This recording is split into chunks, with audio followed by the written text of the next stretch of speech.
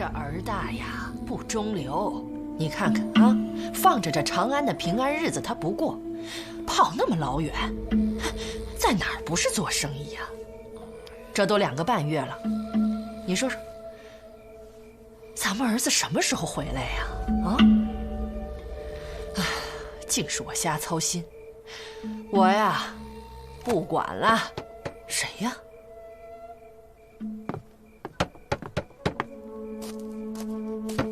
谁呀？来了，来了，来了啊！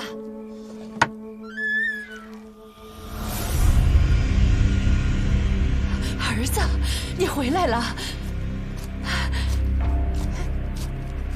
你怎么了？你这是怎么了？哎，儿子，你怎么了？你倒是说句话呀！儿子，儿子。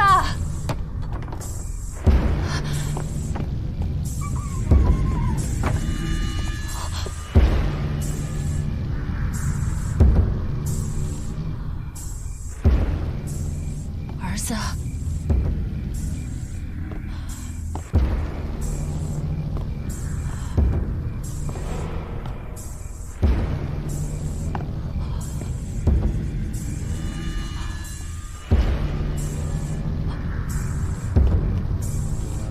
儿子，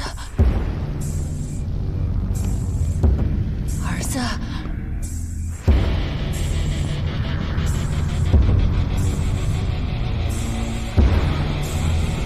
别闹了，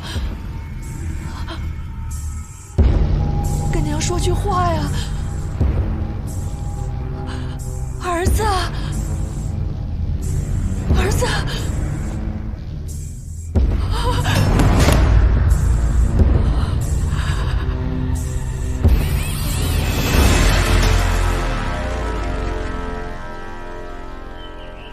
你好好休息，别瞎想啊！我这就上武侯部报案去。你一定要把儿子找回来啊！你别管了，赶紧回屋躺着去啊！回去吧，啊，回去吧。哎呀，路上小心，早去早回啊！不见了呢，我得找他去。啊，行了，你回去吧，回去吧啊！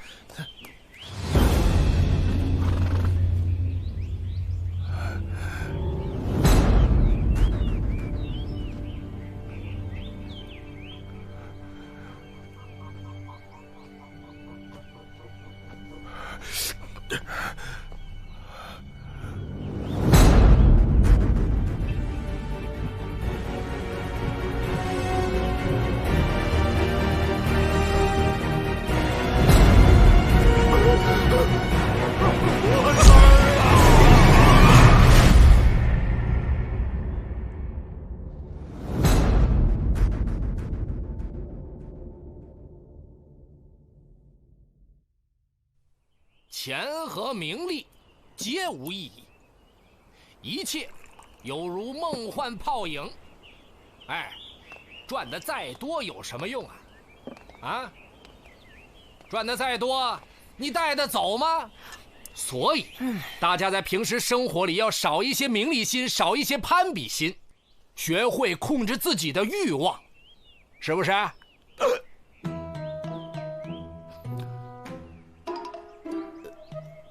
啊，你讲得好，讲得好，讲得好。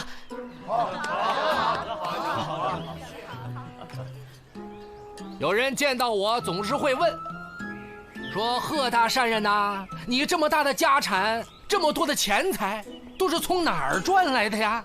这话我就不爱听。哎，这叫什么？这就叫执念，这就叫贪欲。哎，你应该问我，贺大善人呐，你赚的钱都花到哪儿去了，对吧？我就可以很肯定地告诉你，绝对没有用来享受。这大叔，我的钱菜做得好，顶级的。我的钱都是用来做慈善、做布施，像组织今天大家这样的聚会，希望你们能够传达我对佛学的理解之深刻，是不是啊？讲得好，讲得好，讲得好。这位小哥啊，我似乎不记得请过你啊。哦，我是替凡社公司四娘来的。哦，她今天有事走不开。哦，四娘啊，四娘可是女中豪杰，竟也有心向佛啊。是啊，四娘啊，最崇拜你了。她说啊，听您讲经比去庙里烧香还管用呢。哦，对了，四娘还说您家的佛经都是真迹，真迹。这话讲的倒也不假。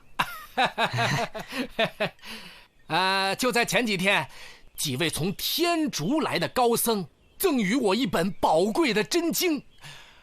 不夸张的讲，整个长安，不是整个大唐，也只此一本。哎，我说贺大善人，那你把这真迹拿出来，让我们都开开眼呗，让没有慧根的我也见识见识嘛，是不是啊，大家？让开开眼吧。可以可以，大家共沾法语罢了。见真经、思佛陀都是缘分，缘分呐。管家，去吧。吃好，吃好喝好啊。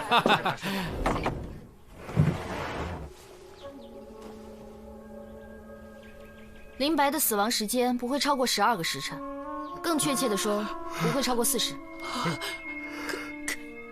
可是他昨天半夜里，他回来了呀。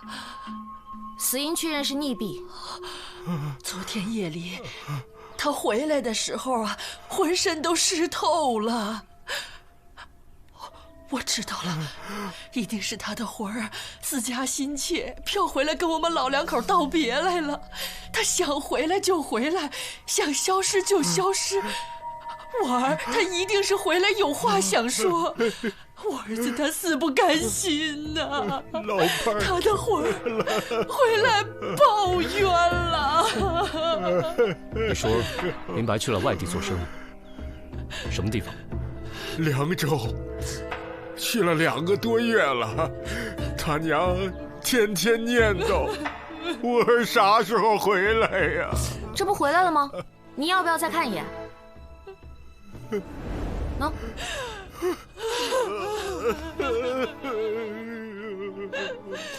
哎，来了！哎呀，回回催命。哎，你就不能消化一下，然后等会儿多吃点吗？四娘真不容易。哎，我说李少卿，第一呢，我今天的饭不是在凡社吃的，这第二呢，汉卿已经复述过了吧？我路上跑着跟他说的，但是他听没听进去我就不知道了。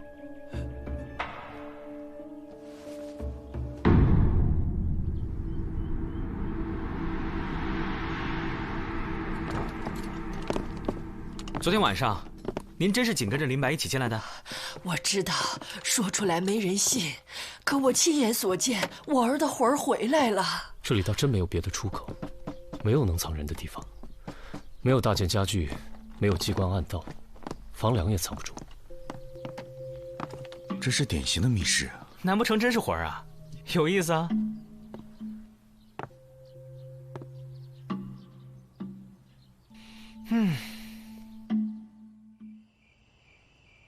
紫苏妹妹，其实你今天啊，真应该去看一看，难得死得如此干净漂亮。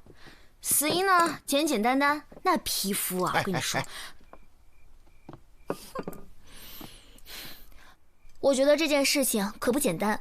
如果林老太坚持她看到的是真的，那咱们就得给出个解释，一个大活人是怎么凭空消失的？要不然这长安城又人心惶惶的。我看谁敢传！又来了李少卿，防民之口甚于防川，知不知道？正所谓川拥而溃，伤人必多，民亦如之。扫魔，行了行了，是有什么菜特别难吃吗？虾仁豆腐，真的特别咸。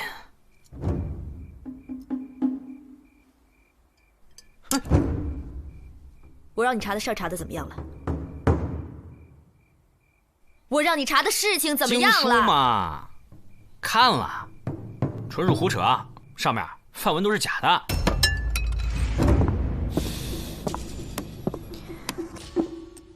我就知道，贺元从几个天竺游僧那里得到一本梵文经书，就知道他一定是遇见谁了。安西道上有一对自称天竺游僧的马匪，从西周到沙州，所有的劫杀案里10有8九都是他们干的，主要劫持商人。一旦遇到官兵，就拿出几本假的梵文经书伪装身份。我有次收了钱替人押镖，10几个我的兄弟都死在他们手里。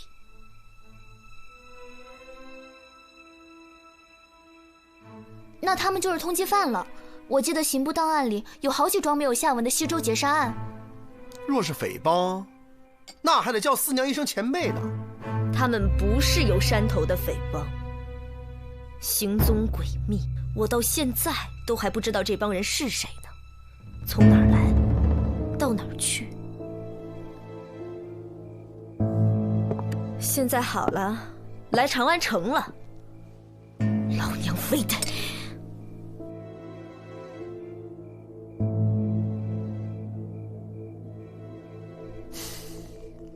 他们怎么会跟贺元有交集？查清楚不就知道了吗？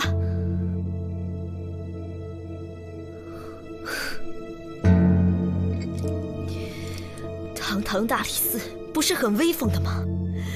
我是要查个水落石出的，我要给我的兄弟们报仇。我来查，我来替你查明白。老大，我们的案子还没破呢。去，有你什么事儿？林白死之前去过凉州，如果安西道上真有什么天竺马匪来过长安，凉州可是必经之地。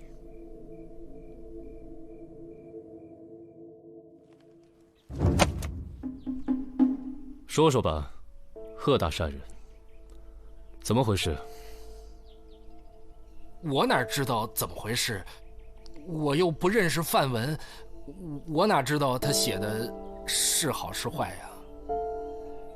你确定你没有故意伪造，妖言惑众？李少卿，这可不敢乱说啊！您借我撒胆儿。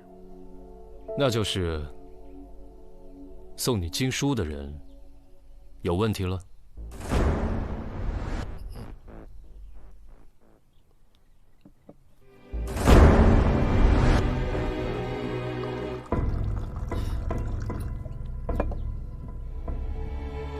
其实也没有高僧送给我经书，这经书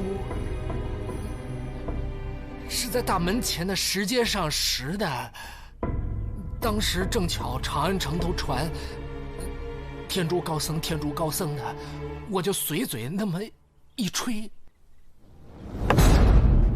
不是真的，我没骗你呀，我说的都是真的呀，我少来这套，再不说把你带回大理寺。对，怀远坊东角门的张木匠可以给我作证。老张，老张，停！你说你这都不干了，你还扫什么地呀你啊？那个四娘那个反舍呀，那梁你还真得给人修一下。人四娘平时对你挺好的，你不修人生意都做不下去了。不是三炮啊，你别说我这个人做人不地道啊！你看看我这儿现在啊，人手都散伙了，这家当我也都卖了，我拿什么帮人家？能不能我给你口空锅，你给我做饭去？老张，我也不为难你啊。那什么，你这是发了笔横财？要不怎么这么着急走啊？你给老弟交个10点。没有啊。咱这关系不至于吧？是发了笔小财，你也知道，我这木匠生意就是勉强维持，早就想对付出去了。刚巧，从天竺来了一批和尚，这非要买我这儿啊！人家一开口，就是这个数。换了是你能不买吗？不是，他为什么要买你这儿呢？你问这干嘛？我能干嘛呀，老张？我好奇呗。这天竺人我都没见过，更别说天竺和尚了，我能不好奇吗？哎，这事还有谁知道啊？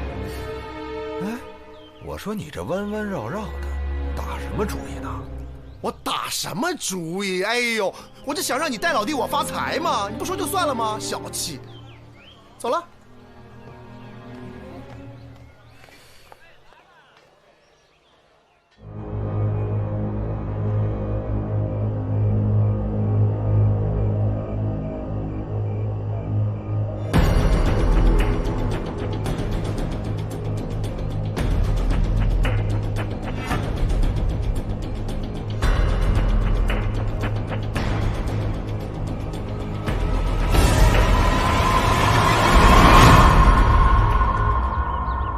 一点进展也没有啊！哎，萨摩和三炮去哪儿了？在西市打探消息。还是那几个天竺游僧？嗯。对四娘的事很上心嘛？你什么时候凭直觉开始办案了？咱们现在应该尽快从已有的线索里找出蛛丝马迹，而不是凭空揣测呀。你到底怎么想的呀？哎，要不我再重新验一次尸？既然我们没有头绪，就自己找头绪。这尸体不会说话，但是也不会撒谎，就看谁能破译了。少卿，和平坊午后来报，又发生了一桩命案。没见过命案吗？传什么？和灵白的案子一模一样。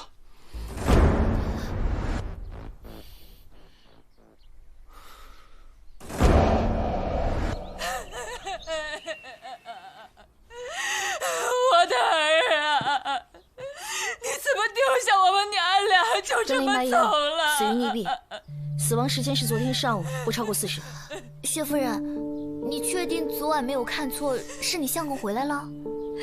他就站在那儿，浑身滴着水，他果然是被淹死的。儿啊！他站在那儿，然后走进房间消失了。今天一大早，尸体又坐着马车回来，这也太邪门了吧！你说薛毅去凉州做生意，2个多月了。哎，那辆马车是我丈夫离家时雇的。查过了，跟林白的一样，没线索。这就不明白了，长安已经是天下最大的集镇了，为何还会有商人跑去凉州做生意呢？他们是去淘货的，因为普通的外国货物到了长安城应有尽，而真正的奇珍异宝到了长安城就成了国供方物，所以只有在边塞城市才有私底下的交易。要想淘到真正的宝贝，只有千里迢迢。这不是疯了吗？为了这么1、2件奇货，搭上身家性命？这些商人啊，都是疯子，只是程度不同而已。哎，萨摩呢？又野到哪去了？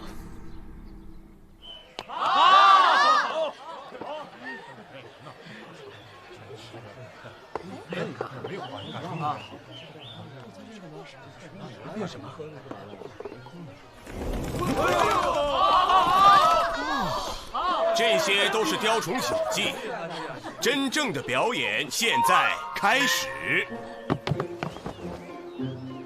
好，下面有请一位观众来检查一下我们这个神奇的门。我来，请。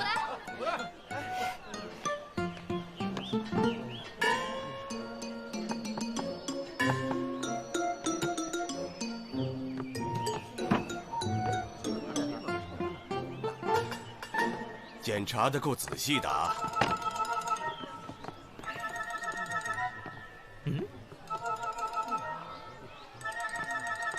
有什么问题吗？就是一扇装了门的屏风，没什么特别的。好，这位仁兄检查过了，这门没有问题。下面有请我的2位助手。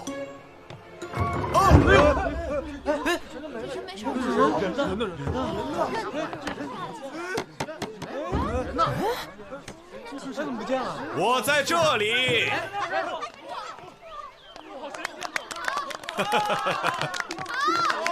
哎。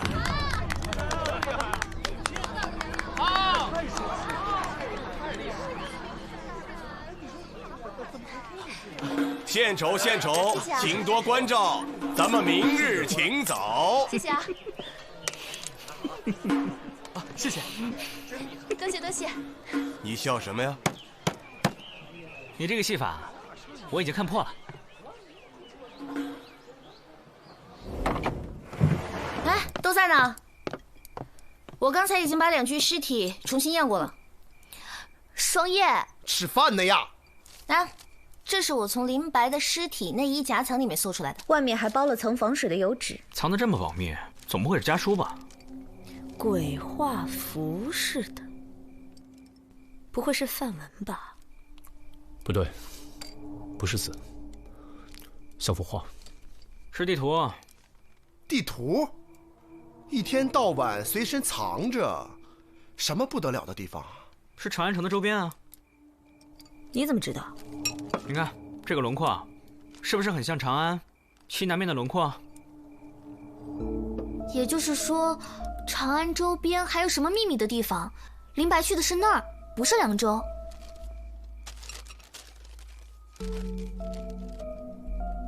三炮，你还认不认识去边塞逃货的那些商人啊？认识，但也只是认识。没关系，找他们去聊聊。千万记着，带瓶好酒。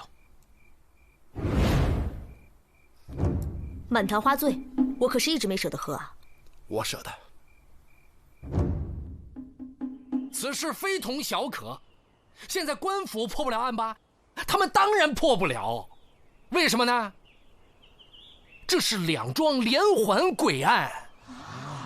哎，这世上有鬼，你们信不？哎，你还别不信，我告诉你们，我一听就知道，这叫什么？啊，这叫亡魂夜归。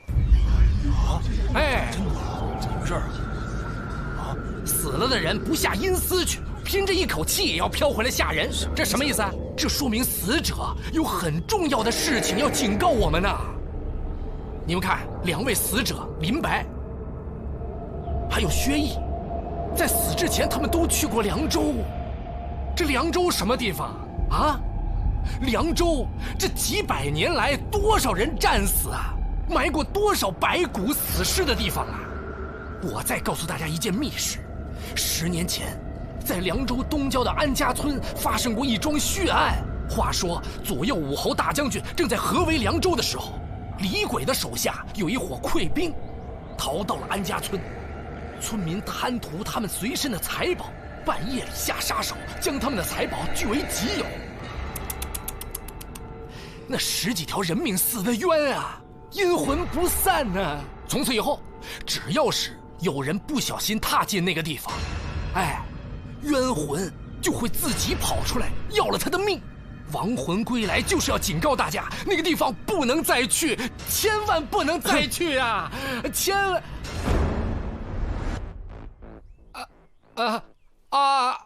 大家对刚才那段经文还有什么疑问吗？欢迎提出来，我们共同探讨啊！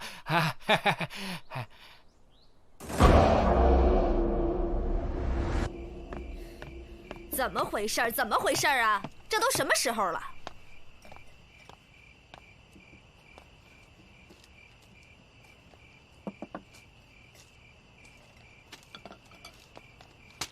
你，这都什么时候了啊？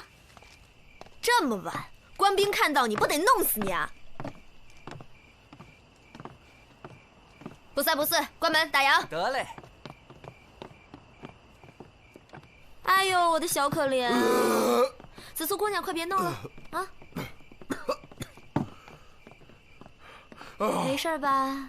你过来，过来伺候。喝了这么多也不知道给我留点儿。好喝，好喝，就知道好喝。让你问的话，你问的怎么样了？地图，地图。啊。然后呢？就不告诉你。你不告诉他，告诉我呀。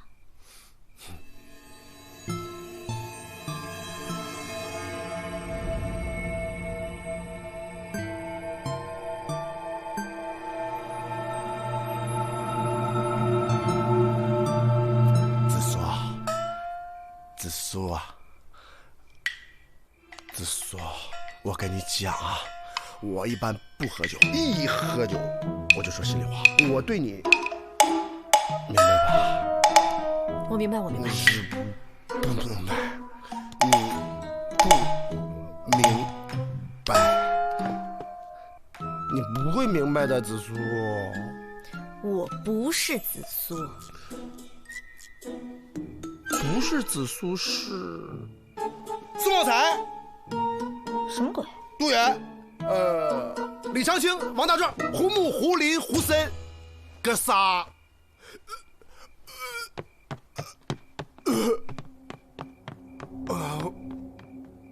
他刚才说的那些人名，你记住了吧？当然没记住了。我记住了。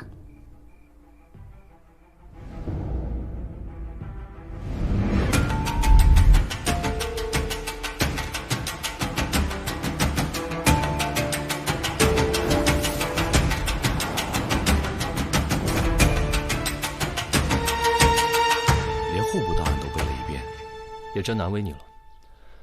这些人住得那么分散，平时怎么联系啊？我问了三炮，他们平时都不大来往，只是纯粹的生意关系，偶尔见面也只是生意上互相通通气。抱团好办事，也免受欺负，哪行都一样。非但如此，他们还很排外。他们发现了去凉州的近道，可以省很大一笔路费。这件事情他们对外守口如瓶，林白、薛毅都是从这条路去的凉州。那就派人去探探道，相关人等先收监。我真的我怎么了？我怎么了？慢点！你最近忙得很呢，造谣生事，煽动恐慌，你想干什么？住口！我今天只问你2件事。第一，上个月15，你在府上办集会，林白、薛毅的家里人是不是全都参加了？这街坊四邻的，不请也不合适吧？那么巧吗？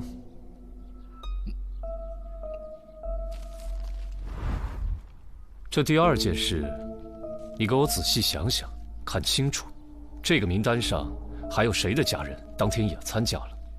哎呀，这么多人，我哪能全都记住啊？我得回府上让宋管家查查请帖呀。尽快。那我现在可以回去？派几个人陪着你，没意见吧？没意见。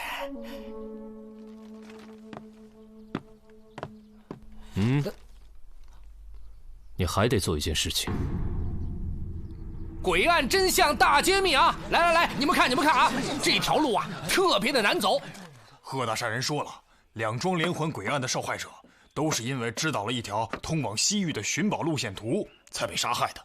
朱正兄说的没错，从第一个死者的衣服夹层里就搜出了路线图。哎，看见没有？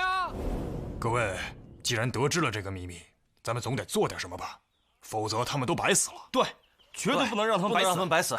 来，我们干了这碗酒，我们成立一个寻宝同盟。来，咱们干了！来，干！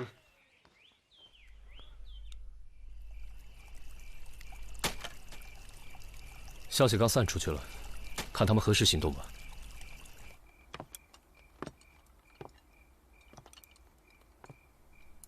你干嘛不吃啊？萨摩，你已经吃了7碗了，世界上可没有任何事儿能耽误他的胃口。我当你夸我了？不像后面这人，虽然身经百战，可每次收网的时候都紧张的像进洞房啊！闭嘴！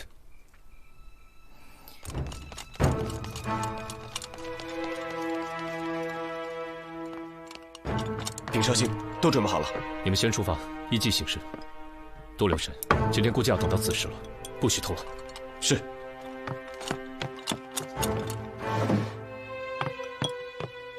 也要去。小心动而已。扯！你从右后卫调来了一个小队，为什么不让我去？因为答应你的事没办到，这回我欠你的。李成业，你是个自恋狂，你知道吗？开赌了，开赌了啊！我们赌一下，今天晚上会在哪一家抓到真凶？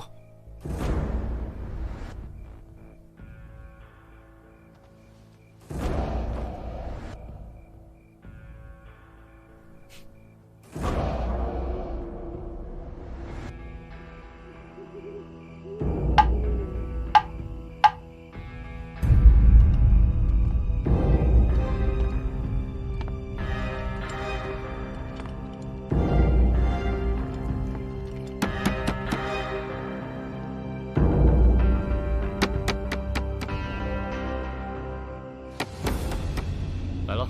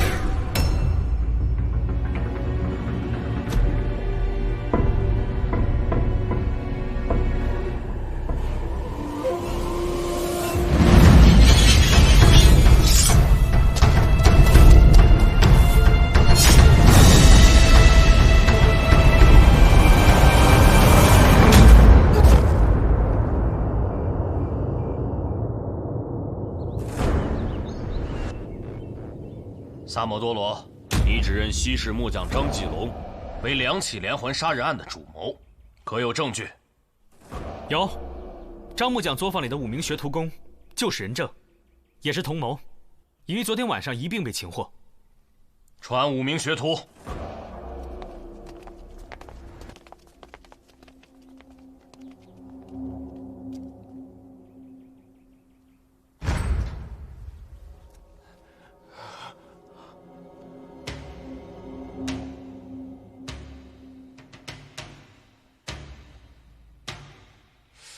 长得一模一样。李侍郎，这就是易容术。没错，张木匠学过易容术，他既可以装扮自己，也可以给学徒们易容。这就是本案离奇情节的关键点之一。接下来呢，我要先来说明一下，这2桩命案当中的惊悚事件到底是怎么回事。请允许传唤术师徐良。传。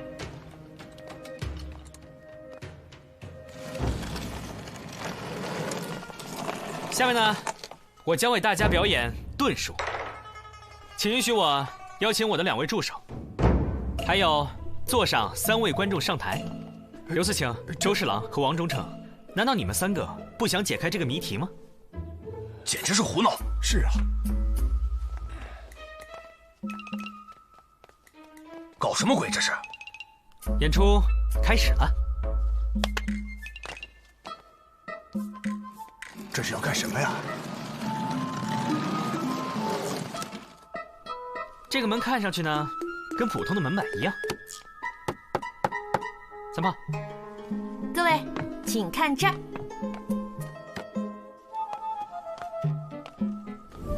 呀，萨摩呢？人呢？人呢？哟，哎，萨摩呢？人哪儿去了？看来这里头又有玄机呀。刘慈欣，周侍郎，怎么样？这就是我为大家表演的遁术。我的遁术表演的还不赖吧？没错，被你给识破了。这和案情有何关联呢？当然有关联了。其实呢，运用的是相同的原理。活人既然可以在这儿消失的话，在密闭的一个空间里，同样也可以。咱们看一场好戏吧。当天晚上呢，凶手易容成了林白的样子，然后进入林白家，推开门的时候，门是正常的模式中，然后把门关上，接着凶手就把隐藏的门栓弹出，于是呢，儿子，儿子，哎，没有啊。出门之后呢，在门外的凶手又把门轴换回了正常的模式。整个事件就是这个样子。3位官人，请回吧。如此巧思，相信只有精通木工和机械原理的人才能够做到。像徐良这种半吊子，恐怕是不行的吧？我只懂简单的机械原理，我的道具都是张木匠给我做的。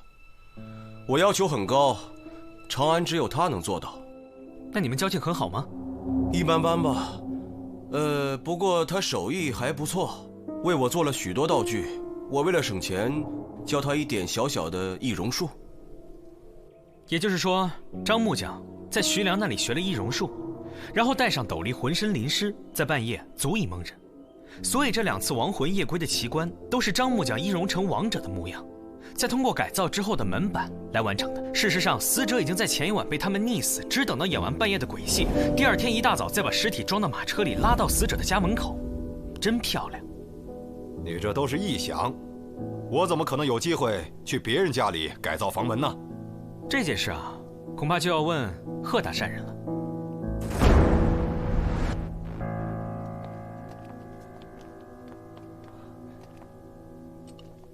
各位官人好。贺大善人，请问上个月15在你们家举办的法会，是不是邀请了林白、薛毅他们2个的家人参加？是。为什么？啊？我巧合，纯粹是巧合呀！我这个人喜欢热闹，也喜欢排场，所以我每次做法会的时候，那都是请几10位的街坊邻居一起参加。那天刚巧给这2家发了请帖，他们都来了，他们也没事儿，那就来喽。也就是说，那一天林薛那2家人都不在家。这件事儿，张木匠知道吗？啊？张木匠？哦，上个月初10，他倒是到我府上去修理过客厅的门柱。闲聊几句，我提到了15要办会，当时管家把请帖就放在厅堂里，想翻看肯定有机会啊。好，谢谢啊。哎，就这样，你得知情况后，潜入林薛2家，改造了房门。还有，究竟是谁把那本假范文经放在贺府门口的？又是谁把天竺游僧来长安的鬼话到处散布的呢？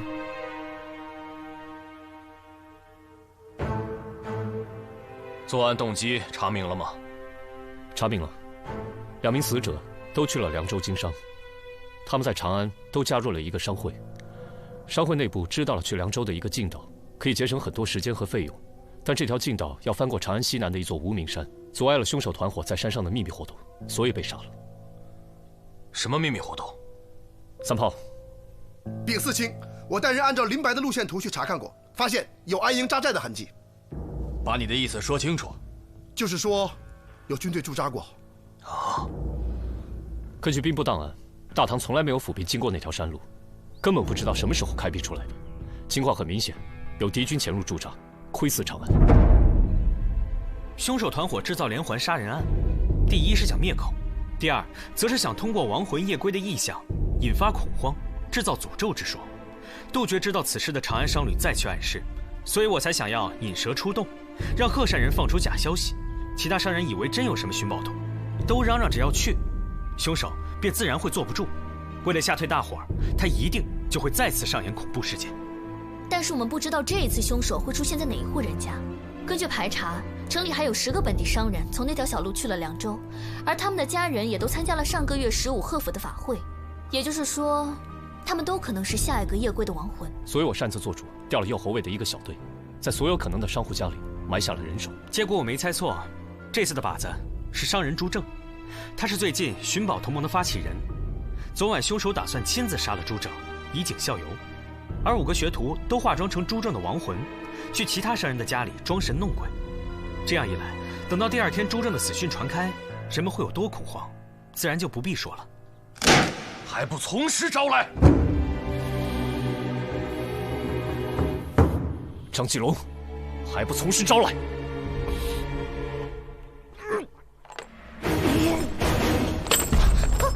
张继龙，张继龙！哦，五位学徒药神自尽。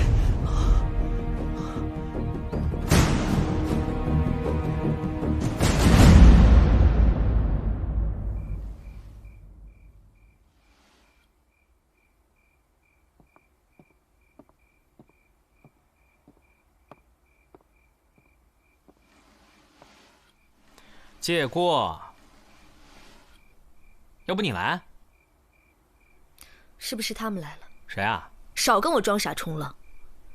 那些迦兰国余孽！你声音再大点儿，全凡世人都听见了。我还能不了解你吗？除了他们，谁还能把你吓得魂不守舍？晚饭放着鸡腿都不吃。不饿。少来！是不是他们我还不确定。不过如果是的话，一场浩劫在所难免。该来的无需躲。有人找你叙旧，我请酒。想搞事，老娘剁了他下酒。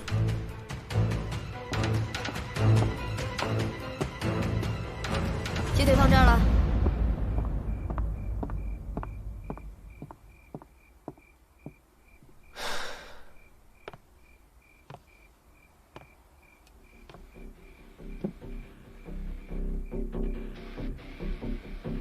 迦兰。